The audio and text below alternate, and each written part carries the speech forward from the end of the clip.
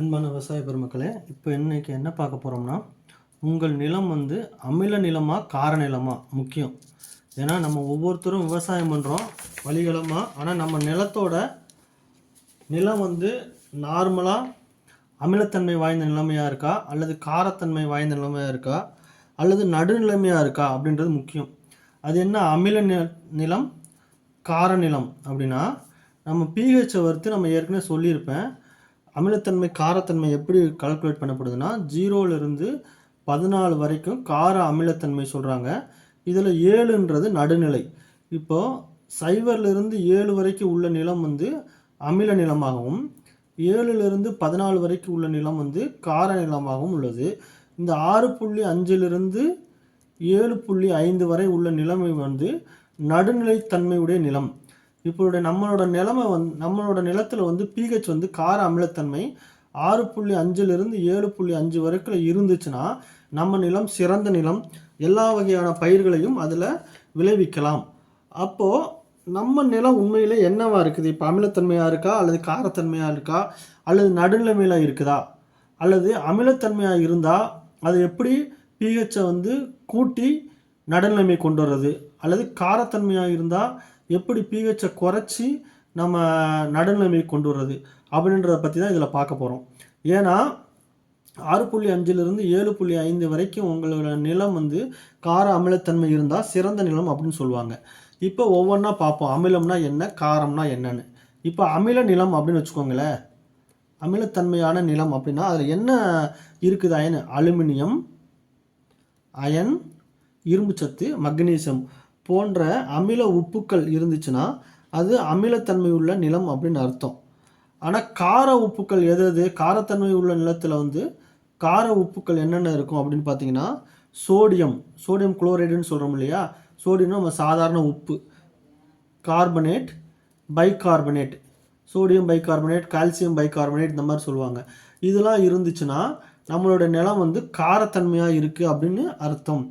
அமிலத்தன்மை உள்ள நிலம்ல எங்கே இருக்கும் அப்படின்னா, அதிகமான மழை பொழியக்கூடிய இடங்கள்.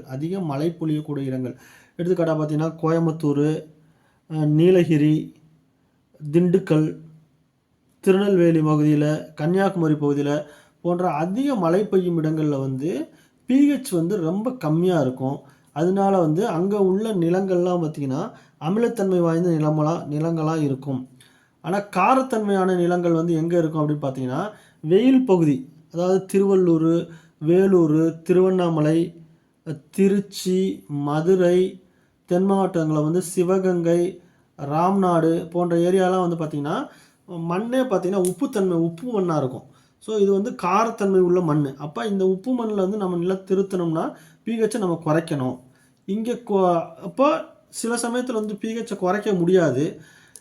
அப்போ வந்து நம்ம எந்தெந்த பகுதியில் என்னென்ன பயிர் வளருமோ அதுக்கு போய்க்கிடணும்.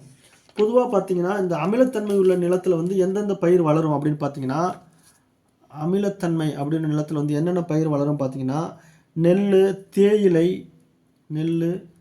தேயிலை பார்த்திங்கன்னா கொடைக்கானல், ஊட்டி, மூணார் இங்கெல்லாம் வந்து டீ தோட்டம் தான் இருக்கும். தேயிலை, காப்பி, மிளகு, அன்னாச்சி போன்ற பழங்கள்லாம் வந்து பார்த்திங்கன்னா அதிக மழை பொழியக்கூடிய இடங்களில் இருக்கும். ஸோ இதெல்லாம் வந்து இப்போ நம்ம இந்த காரத்தன்மையான நிலத்தில் வந்து என்னென்ன பயிர் வளரும் அப்படின்னு பார்த்தீங்கன்னா, காரத்தன்மை பார்த்திங்கன்னா என்ன பயிர் வளரும் அப்படின்னு பார்த்தீங்கன்னா, பருத்தி, சோளம், கம்பு, உளுந்து, பாசி. உங்களுக்கே தெரியும் உளுந்து பாசினா கோயில்பட்டி ஏரியாவில் அதிகமாக வளரும். கோயில்பட்டி, சிவகங்கை அந்த மாதிரி இடம்ல கம்பு, சோளம் வளரும்.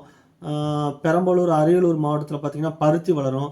ஸோ அந்தந்த ஏன்னா இதெல்லாம் வந்து காரத்தன்மையான நிலம். ஸோ எந்த நிலத்தில் வந்து எந்த பயிர் வளர்க்கணும் அப்படின்றத வந்து நம்ம இதை வச்சு கண்டுபிடிச்சிக்கலாம். இன்னொன்று வந்து பார்த்திங்கன்னா, நம்ம என்ன தான் பண்ணுறது, இதை வந்து நிவர்த்தி பண்ணுறதுக்கு அமிலத்தன்மை உள்ள மரத்தை வந்து சரி செய்வதற்கு என்ன பண்ணணும் அப்படின்னா பார்த்திங்கன்னா, உங்கள் நிலம் அமிலமாக இருக்குன்னு வச்சுக்கோங்களேன். அதை சரி செய்கிறதுக்கு சுண்ணாம்பு, காரத்தை தானே சேர்க்கணும். அமிலத்தை சரி செய்யணும்னா காரத்தை சேர்க்கணும். அப்போ சுண்ணாம்பு, கால்சியம் கார்பனேட் எவ்வளோ சேர்க்கணும்? 150லிருந்து ஒரு 200 கிலோ ஒரு ஏக்கருக்கு வந்து நீங்கள் சுண்ணாம்பு சேர்த்திங்கன்னா உங்கள் அமிலத்தன்மை உள்ள நிலம் வந்து கொஞ்சம் கொஞ்சமாக பிஹெச் இன்க்ரீஸ் ஆகும். அப்படி இல்லைன்னா டோலமைட் டோலமைட்டில் என்ன இருக்குது? இப்போ சுண்ணாம்பில் வந்து கால்சியம் கார்பனேட்டு, டோலமைட்டில் கால்சியம் மக்னீசியம் கார்பனேட் இருக்கும். இது வந்து 200லேருந்து 250 கிலோ ஒரு ஏக்கருக்கு வந்து நீங்கள் சேர்த்திங்கன்னா உங்களுக்கு வந்து அமிலத்தன்மை வந்து கொஞ்சம் கொஞ்சமாக பிஹெச் வந்து கூட ஆரம்பிக்கும். அப்படி இல்லைன்னா நம்ம நிறையா ஃபார்ம் யார்டு மெனூரை வந்து 2லேருந்து 3 டன் இந்த மாதிரி போட்டுக்கலாம். இப்போ கார மண்ணுன்னு வச்சுக்கோங்களேன். கார மண் என்னது? பிஹெச் வந்து 7க்கு மேலே இருந்துச்சுன்னா பிஹெச். உப்புத்தன்மை வந்து அதிகமாக இருக்கும். உப்பு மண்ணும்பாங்க. உப்பு மண் இது. ஓகேங்களா? சத்துக்கள் இதில் என்ன பிரச்சனைனா, மண்ணில் வந்து சத்துக்கள் இருக்கும். ஆனால் வேர் எடுத்துக்கொள்ள முடியாது. மண்ணில் சத்துக்கள் இருந்தாலும் வேர் வந்து எடுத்துக்கொள்ள முடியாத நிலைமையில் வந்து அந்த சத்துக்கள் இருக்கும். அப்போ வந்து நம்ம என்னதான் உரம் வந்து அள்ளி அள்ளி கொட்டினாலும் பயிர் வளராது, பயிர் உட்கார்ந்துருக்கும். நிலம் வந்து கடினத்தன்மையாக மாறி அங்கங்கே விரிசல் விட ஆரம்பிச்சிடும். நிலத்தில் வந்து விரிசல் வந்து விட ஆரம்பிச்சிடும். அப்போ இந்த காரத்தன்மையுள்ள நிலத்தை வந்து எப்படி சரி செய்வது? இப்போ அமிலத்தன்மையுள்ள நிலத்தை வந்து சரி செய்வதற்கு நம்ம வந்து என்ன பண்ணோம்? சுண்ணாம்பு போட்டோம். இப்போ காரத்தன்மையுள்ள நிலத்தை வந்து பிஹெச்சை குறைக்கணும். அப்போ என்ன போடணும்? ஜிப்சம் போடணும். ஜிப்சம்னு என்னது? Calcium sulphate. கடலைக்கெல்லாம் போடுவாங்க ஜிப்சம். இது வந்து 500லேருந்து ஒரு 1000 கிலோ வரைக்கும் ஒரு ஏக்கருக்கு வந்து நீங்கள் ஜிப்சம் போட்டிங்கன்னா கொஞ்சம் கொஞ்சமாக வந்து அந்த பிஹெச்சை குறைச்சி நடுநிலைமைப்படுத்தலாம். அதோட இயற்கை உரம் வந்து 3லேருந்து 4 டன்னு ஒரு ஏக்கருக்கு வந்து நீங்கள் கொடுக்கும்போதும் இதை வந்து நடுநிலைப்படுத்துறதுக்கு முடியும். சரி, இப்போ வந்து என் வீட்டில் வந்து என் மனத்தில் வந்து எங்கள் இதுலேருந்து நிலத்தில் வந்து எப்படி கண்டுபிடிக்கிறது? உப்பு எப்படியாவது கண்டுபிடிக்கிறது அப்படின்னு பார்த்தீங்கன்னா, இப்போ சந்தையில் வந்து எப்படி கண்டுபிடிக்கிறது அப்படின்னு பார்த்தீங்கன்னா, பிஹெச் பேப்பர் நம்ம கடையில் கிடைக்குங்க. அதை வாங்கி வச்சுக்கிறணும். வாங்கி வச்சுட்டு 1க்கு 2.5 மடங்கு, அதாவது 1 மடங்கில் வந்து மண் எடுத்துட்டிங்கன்னா, ஒரு 100 கிராம் மண் எடுத்துட்டிங்கன்னா ஒரு 250 மில்லி தண்ணீர் எடுத்துக்கணும். இந்த மண் எப்படி எடுக்கணும்னா, உங்கள் வயலில் வந்து ஏதாவது ஒரு இடத்துல போய் எடுக்கக்கூடாது. எல்லா பகுதியிலையும் கலந்து வர மாதிரி எடுத்து அதை சீர் செய்து அதிலிருந்து 100 கிராம் எடுக்கணும். ஓகேங்களா? ஏதோ ஒரு ஓரத்தில் போய் 100 கிராம் எடுத்துகிட்டு வரக்கூடாது. ஒரு எல்லா பகுதியிலேருந்து மண் எடுத்துகிட்டு வரணும். ஒரு 5 கிலோ மண்ணோ அல்லது 10 கிலோ மண்ணோ எடுத்து இங்கே ஒரு 1 கிலோ, இங்கே 1 கிலோ, 1 கிலோ, 1 கிலோ, 1 கிலோ, 10 இடத்துல 10 கிலோ மண் எடுத்து அது எல்லாத்தையும் சீர் செய்து அதை தனித்தனியாக பிரித்து அதுலேருந்து ஒரு 100 கிராம் எடுக்கணும். எடுத்து அதை வந்து 250 மில்லி தண்ணியில் வந்து ஊற்றி 30 நிமிடம் வந்து ஊற வைக்கணும். 30 நிமிடம் ஊற வைத்து அப்புறம் வடிகட்டணும். இப்போ வடிகட்டின பிறகு அந்த தண்ணியில் வந்து இந்த பிஹெச் பேப்பர் வச்சிங்கன்னா நிறம் மாறும்.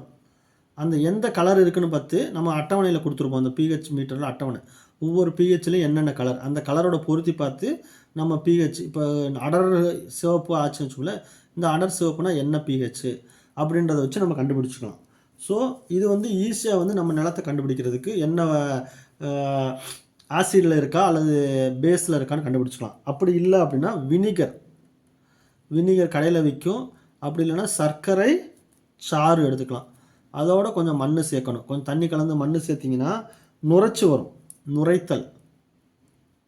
நுரைத்தல் இருந்துச்சுன்னா காரமண் அப்படின்னு அர்த்தம். ஓகேங்களா?